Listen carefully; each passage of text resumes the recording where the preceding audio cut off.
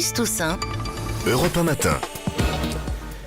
Bonjour Alexandre Adler. Bonjour Bruce. Bon, évidemment, 2012, c'est l'année de la présidentielle en France, mais aussi aux États-Unis. Et il n'y a plus vraiment de suspense pour les primaires, les fameuses primaires républicaines. A priori, c'est Mitt Romney qui va être désigné. Beaucoup moins en tout cas, parce Ouais. qu'il y a toujours des surprises évidemment dans ce genre d'affaires. Mais enfin, on connaît les candidats, les électeurs aussi. Les sondés commencent à répondre de manière de plus en plus précise.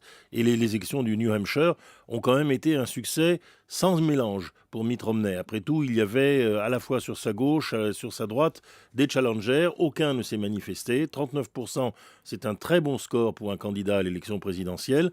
Et les sondages pour la Caroline du Sud, qui est le grand obstacle, parce Ouais. que c'est l'État où les évangélistes, la droite républicaine est bien implantée, le montrent en tête. Alors, c'est plutôt un centriste, Mitt Alors Romney. oui, en effet, c'est un centriste, et donc il y a quelque chose qui est en train de se faire dans l'opinion américaine. C'est quoi, c'est le Bayrou américain? Oh oui, un petit peu si l'on veut. En tout cas, l'idée que, Barack Obama, alors là, c'est pas Sarkozy, c'est la gauche. Barack Obama ne peut être battu que par quelqu'un qui lui prend des voix, qui lui dispute des voix Ouais. au centre, et tous les autres candidats, même si ils ont joué à un moment donné sur le rassemblement militant, il était normal que les militants parlent les premiers. Eh bien, ça, tout le monde sait qu'ils sont un handicap majeur pour le Parti républicain.